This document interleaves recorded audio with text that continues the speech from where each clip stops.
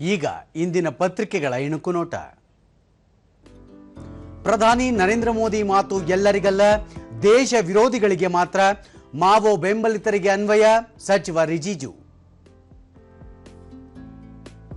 ಇಂದಿನಿಂದ ಕಾವೇರಲಿದೆ ವಿಧಾನಮಂಡಲ ಕಲಾಪ, ಸರ್ಕಾರದ ಮೇಲೆ ಮುಗಿಬೀಳಲು ದೋಸ್ತಿ ಕಾರ್ಯತಂತ್ರ, ತಿರುಗೇಟಿಗೆ ಕಾಂಗ್ರೆಸ್ ಪ್ರತ್ಯಸ್ತ್ರ.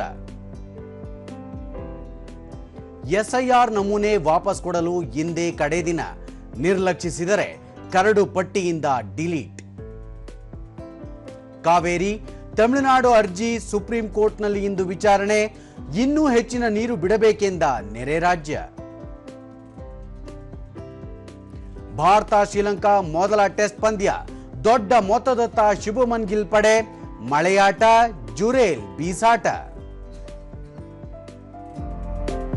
ಇವು ಇಂದಿನ ಪತ್ರಿಕೆಗಳ ಪ್ರಮುಖ ಸುದ್ದಿ. ಉಳಿದಂತೆ ಡಿಸೆಂಬರ್ನೊಳಗೆ ಜಿಲ್ಲಾ ಪಂಚಾಯಿತಿ, ತಾಲೂಕು ಪಂಚಾಯಿತಿ ಚುನಾವಣೆ, ಡಿಕೆ ಶಿವಕುಮಾರ್. 12 ದಿನದ ಫಲಪುಷ್ಪ ಪ್ರದರ್ಶನಕ್ಕೆ ಇಂದು ತೆರೆ, ಹೂಗಳಲ್ಲಿ ಅರಳಿದ ಗಂಗರ ಸಾಮ್ರಾಜ್ಯ, ಹಿಂದೆ ನೋಡಿಬಿಡಿ.